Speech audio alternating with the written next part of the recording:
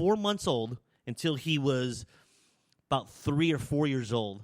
He was his babysitter. One of my favorite ladies in this world, her name was Rose, an old black lady.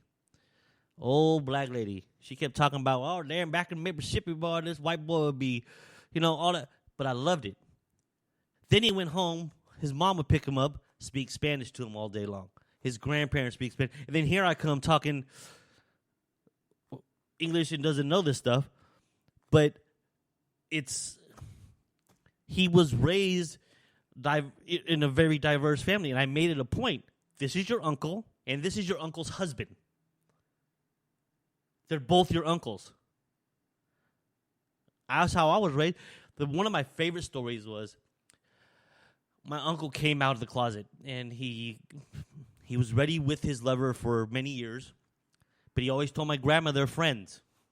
So he came out and told them, he goes, Mom, Dwayne is not my friend. He is my lover. I am gay. My grandmother from Texas, old Mexican lady, I already knew that, cabron. Sit down. I made you guys some tortillas. Didn't blink an eye. Part of the family like that. And that's the way I think it should be. When racism happens, don't bring it to the forefront. Just let it go, man. We can never forget the slavery era in our American history, but we need to not hold that grudge. We really shouldn't. And there's a double standard that everyone talks about. Why are black people allowed to say white boy, but we can't say the N-word? That's just the way society is, man. I feel uncomfortable saying it because it was used in a derogatory term back in those days. And I feel uncomfortable saying it. I will never say it. So, double standards, just like women in pay. Let's transition over to this story. But I got about 10 minutes here. I'm out of breath. Hold on one sec. I got a little emotional talking about my uncles. They recently passed away. So it's a situation that's going on in the sports world. The women athletes, they want equal pay as men. Now, I'm all for, I don't care. Like I said, I was raised in a very diverse family. We had gays, women, lesbian, we don't give a crap in our family. But in the sports world, a woman should get, if a woman's the president of a company, and there's another company that does the exact same thing and is a male president, they should have pretty much equal pay. We don't want to be communists here and say this is one pay everyone gets, but they should be pretty close in pay, right? It should be the production they do, the job they do, how good they are. All those should matter in their pay, their experience, everything, right? But in the sports world, it's a whole different thing. You cannot pay a WNBA women's basketball player $150 million. You just cannot do it. Why? Because the revenue stream is different. And the crowds are different. The ownership is different. Steph Curry makes, $300 million in his contract? He makes like $30 million a year. No woman in basketball is going to make that pay. I'm sorry. I'm just speaking real here. It's just not how it is. It's all about revenue. These owners own these teams because they, 1, to make money, 2, they're business people, and 3, they love the sport. Or most of them like the sport, at least like it, I would think. So you can't... A WNBA game seats maybe 10,000 people, spectators, for a home game. And I don't care. I don't even know WNBA players nowadays. But when it was at its peak with Cheryl Swoops, Lisa Leslie, Lobos, even those players, the Hall of Famers, the best of the best in the WNBA, were not filling seats. You don't see kids walking around with WNBA players, jerseys on. You just don't see it. So the revenue stream, the income, is 100% different. Let's be honest. If you're a woman, if you're a guy, male or female, are you going to go pay $75 for a ticket to watch LeBron James, Steph Curry, Paul George, any of these guys go play? Yeah, because they're entertaining. It's a team you like. They bring in revenue stream. But are you going to pay $75 to go watch? I don't even know any WNBA players. Why don't I know WNBA players? Because it's not on TV every day. I don't see people wearing a jersey. It's not brought to my attention. I don't know nothing about it. It's not that I don't like basketball. I love basketball. But it's a different revenue stream, so they can't pay them that much. Like I said, a woman could be a president of a company, and a guy could be a president of the company. They should have comparable pay. They should both, I don't know what the salary, I don't know what company I'm making up here, but if it's $200,000 this dude's making, she should make $190,000, $225,000, somewhere in that general area based on her performance, her experience, and what she does, right? That's how it is at my work. Someone gets hired and they have no experience, well, they're not going to get paid a lot of money until they gain experience. But someone comes into my industry, my company, that has a lot of experience, brings something to the table, he's going to get, or she's going to get more. But the WNBA sports, it's a whole different thing. It's a whole different revenue stream.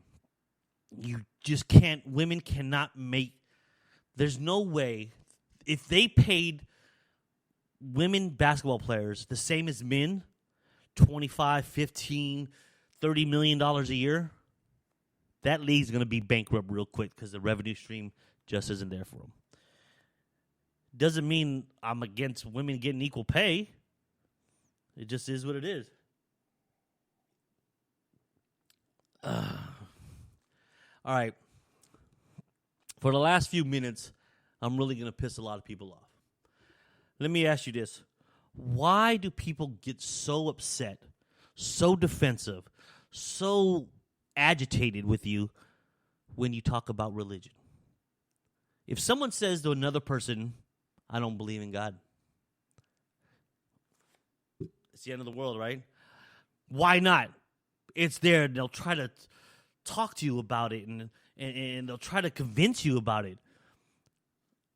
Well, you know what? I was raised in a religious family. I was baptized. A lot of my nieces had their first communion, went through all that stuff, and my grandma used to take me to church when I lived with her over in Vistacation Valley. And you know, my mom was very religious, but I'm not. I'm definitely not an atheist. I think atheists are a lot worse than, you know, the Watchtower people, the those people that would knock on your door at 7 in the mornings. But that's me judging people right there. I shouldn't do that, and putting them into a category in a racist way, I say. But I'm just not religious. Let me just say this: if you believe in God, you believe in Buddha, you believe in Elvis Presley, or you go to church for the Fonz, or whatever it may be, you're not hurting anybody. You're a good person. You live in your life peacefully. That's what it's all about. That's what it's all about. Jehovah's Witness. Thanks, Victor. That's what I was trying to think of. But that's what it's all about. A book that no one's ever seen. They can't comprehend this book. That say it was written by this person that no one ever seen or knows about. If they're living that life by that book, and they're a good person, keep reading away. If you don't believe in the book, I'm talking about the Bible, by the way. If you don't believe in the Bible, and you think it's a bunch of bullshit and it's another stories, a book full of stories, and you're a good person, good for you too. As long as you're a good person, as long as you're respectable, as long as you're not hurting nobody. Let me ask you this. How many mass murders, serial killers, or because something in my head was God told me to do this, right? Allah told me to do this. It's the way I was. Jesus came to me in the middle of the night and told me to kill everybody. Let me just say this. Do you know the story of Noah's Ark, right? Everyone knows the story of Noah's Ark, right? Everyone knows the story. Oh, 2 of each animal, 40 days, 40 nights. Well, do you really, from what the Bible says about Noah's Ark? Well, from what I got from it, what I got from the Bible was God was unhappy that the way the world turned out, the people turned out. They were making choices on their own. They were doing things, free will. They had free will. They developed free will. When Adam and Eve was supposedly put on earth, they were both butt naked. They didn't know anything about sexuality. He wasn't drooling over her like, damn, she got a nice ass. They didn't look at stuff like that. But the serpent, the apple, all that stuff, boom, free will. So God was unhappy with this free will stuff. So what does God do? This people, this thing that everyone worships and all that and spends billions of dollars on, he floods the earth. He likes Noah and his family. He goes, I want you and your family on the boat and to take one of each animal so we can reproduce this world. And I'm going to flood it for 40 days and 40 nights, wiping out the entire population. That's what I got from the story. That's how I read it. And if you read the Bible, there's incest. There's daughters sleeping with dads. People apparently lived 150 years old, had multiple wives. So, look, I'm not bashing the Bible. I'm just telling you what I read. And if you want to say you never read the Bible. Actually, I have. Actually, about 4 years ago, I read it. I read the Bible, so I have knowledge when I make my opinions about stuff. I'm not religious. I'm sorry. I just don't believe in it. Until I see it, experience. And why are people so judgmental of me by saying that? If I told you I believe in ghosts, it's okay, right? You're not going to think I'm crazy. If I say I believe in aliens, it's okay. I'm not crazy. But as soon as I say I don't believe in God or Buddha or something like that, people lose their fucking mind. They go crazy. Oh, I worked one time with this guy. I was in Local 39. I was the engineer at a hotel here in the city. He was my chief engineer. And he was a Jehovah's Witness. I told him I didn't believe in it. I said, sorry. You know, I asked him, do you believe in evolution or creation? You think, boom, we were there? Or did we evolve from apes and all that stuff? Gave me a book to read. Of course, it was about Jehovah's Witness. But I wanted to read it. And I read it. The more I read it, the more crazy it seemed to me.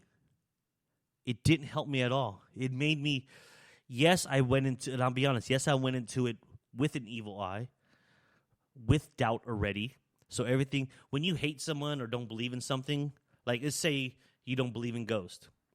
Literally a ghost can come to you and talk to you, and you'd be like, no, there's a reason why. Someone has a recorder hidden somewhere. You're not going to believe it, right? So that's how I went into reading it, and that's pretty much how I read the Bible and all that stuff. So as far as believing in a higher power and all that, I don't know. I really, I'm not going to say nothing until I experience it for myself or see something for myself. Like I said, there's more proof of ghosts and UFOs and aliens than there is about Jesus and God. Now, I'm not bashing religion. I'm not saying that I'm an atheist, which I'm not. I'm just saying I don't really... the problem I have is people try to push it on you too much. They lose their mind when you say you don't believe in it. They go crazy. People don't talk politics and don't talk religion. Why not? Why not? It's a free country. I'm talking my opinions. If, like I said at the beginning of the show, if I lose any of my friends because of religion or politics, they're not my friends. Just because I don't like Trump